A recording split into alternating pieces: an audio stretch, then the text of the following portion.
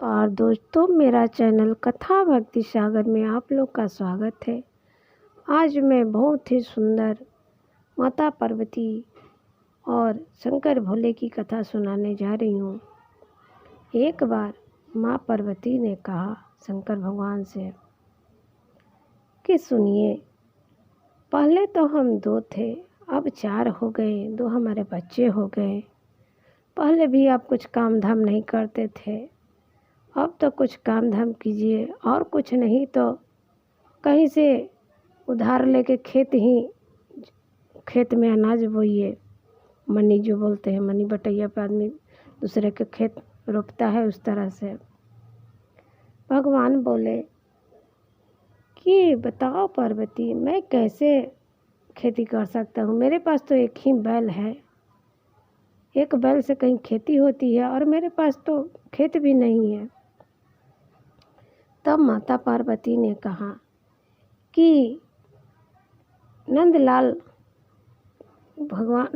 के जो सुपुत्र हैं कृष्ण भगवान, उनके पास तो ढेर गैया है, उन्हीं से एक गाय ले लीजिए। और उनके पास सैकड़ों खेत है, उन्हीं से आप खेत लेके अपना उसमें धान रोपिए कि खाने पीने के लिए हो जाए बच्चा लोग को। भगवान ने कहा कि ठीक है, जैसी आपकी इच्छा। उन्होंने अपने बैल को उठाया और चल दिए।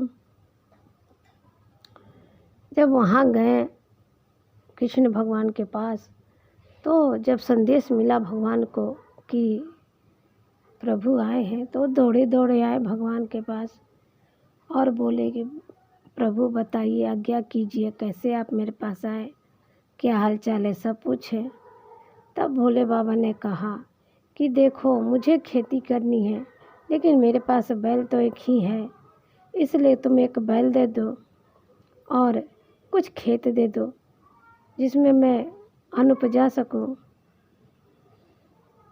तो कृष्ण भगवान बोले कि ठीक है, जैसी आपकी इच्छा। भोले बाबा ने कृष्ण भगवान से पूछा कि आप बताइए, मैं किस अनाज की खेती करूं, फिर उसको हम लोग आधा आधा बांट लेंगे। तो पहले तो कृष्ण भगवान ने कहा कि आप धान रोपिए, ऊपर का मैं ले लूँगा, नीचे का आप ले जाइएगा। अब भोले बाबा तो भोले ही थे, उन्होंने अपना खेती किया, दम लहलहा गया खेत, अनाज हो गया, पक गया। तो सारे ऊपर का बाल ले लिए कृष्ण भगवान, और नीचे का जो पुआल था वो शंकर भगवान को दे दिए। अब शंकर भगवान अपना ठेला पर लाद के ले गए कैलाश पर्वत पे। तब माता पार्वती का पैर पकड़ ली, बोली कि आप सारा अनाज तो कृष्ण भगवान के पास छोड़ के आ गए, वो तो जन्म के ही छलिया हैं, आपके साथ छल कर दिए, और ये पुआल लेके आ गए। ये पुआल किस काम का? आपके बैल खा सकता है पुआल।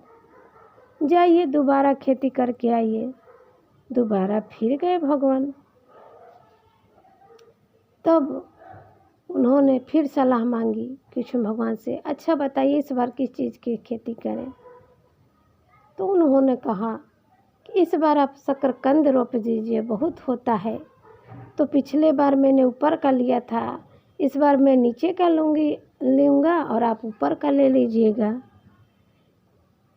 अब भोले बाबा तो अपना मुस्कुरा रहे हैं। उन्होंने फिर खेती किया। खेती करने के बाद जब शकरकंद तैयार हो गया, तो सारा शकरकंद अपना कृष्ण भगवान तोड़वा लिए, और ऊपर का जो पत्ता था शंकर भगवान लेके फिर आए कैलाश पर्वत पे। अब तो माता पार्वती एकदम सिर पकड़ ली कि आपसे कुछ नहीं हो सकता है, आप किसी काम के नहीं हैं। फिर तीसरा बार गए शंकर भगवान, अपना नंदी बैल उठाए और चल दिए। तीसरा बार गए तो बोले कि देखिए, आप बहुत गलत करते हैं, ऊपर नीचे का मैं लूँगा और बीच का भाग आप लीजिएगा। शंकर भगवान कृष्ण भगवान से बोले, कैसा फसल बताइए, इस बार कौन सा फसल का खेती करूं, लेकिन मैं नीचे ऊपर दोनों लूँगा, आप बीच का भाग लीजिएगा।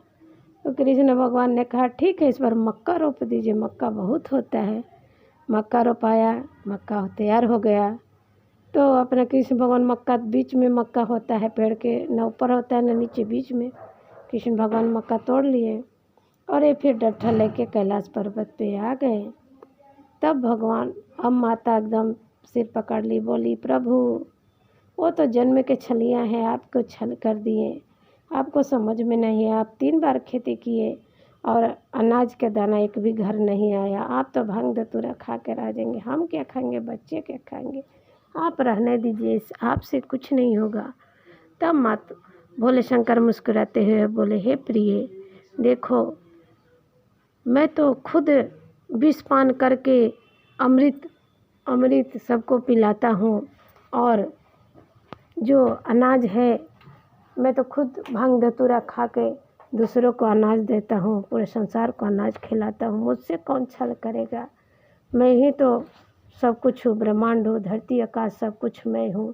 ये तो रचयिता है, जो रचना है वो होगा ही, मुझसे बड़ा तो कोई नहीं है। मैं सर्वस्व हूँ, मैं सब जगह हूँ, मैं सब में हूँ। तो माता मुस्काने लगी, बोली आप धन्य है प्रभु, आप धन्य हैं।